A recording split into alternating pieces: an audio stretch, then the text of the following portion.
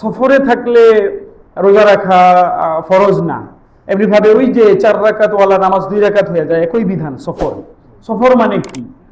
তো যে আমাদের আহলে হাদিসের ভাইয়েরা বিশেষভাবে ওনারা এগুলা বলে, এরা বলে যে কোনো পর্যায়ের সফর, হ্যাঁ, যে কোনো পর্যায়ের সফর। কিন্তু চারো মাযহাবে বা অন্যান্য সকল ওলামায়ে কেরাম বলেন যে না, যে কোনো সফর না। তাহলে তো ব্যক্তি এখান থেকে বাজারে গেলে এটা একটা ছোটখাটো সফর, তাই না?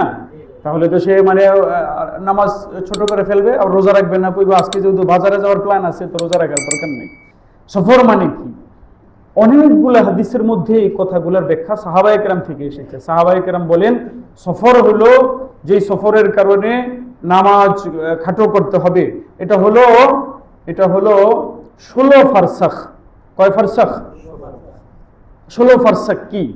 1 ফারসাখের পরিমাণ হইল, আবার হাদিসে আসছে 1 ফারসাখের পরিমাণ হলো 3 মাইল। 1 ফারসাখের পরিমাণ করে, তাহলে 16 ফারসাখের পরিমাণ কত হয়? 48 মাইল। এই 48 মাইল যেটা কিলোমিটারের হিসাবে 72-73 কিলোমিটার হয়, হ্যাঁ? তো এই কিলোমিটার হিসাবে ওইটা হবে, আর মাইল হিসাবে 48 মাইল। আরেকটা সহিহ হাদিসে এসেছে, অনেকগুলা হাদিসের কিতাবে এসেছে, এক তাবেঈ এক সাহাবীকে বলছেন যে আমি কি অমুক জায়গায় গেলে নামাজ খাটো করতে পারবো? তো বলেন যে না। পরে বলেন যে অমুক জায়গায় গেলে কি পারবো? বলেন যে না। পরে বলেন যে তাহলে অমুক জায়গায় গেলে কি পারবো? এমন 3-4টা নাম বলছেন এলাকার।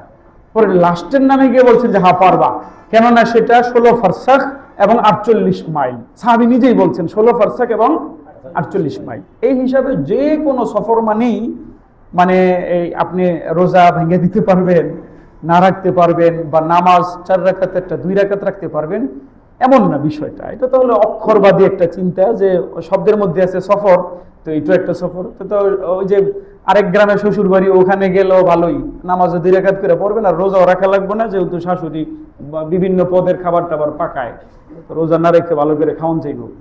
বলেন তো আপনাদেরও কথাটা মাথায় ধরছে? রোজা না রাখার মানে অবকাশ আছে, সুযোগ আছে, এটা কি যে কোনো সফরে? তাহলে তো মানে ওই ওখান থেকে মাদক দিয়ে গেল তার এই সুযোগ হয়ে যাবে না।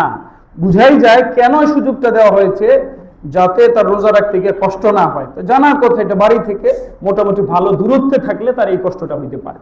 ঠিক আছে না আমার ভাইয়ের কথাটা বুঝাইতে পারছি না?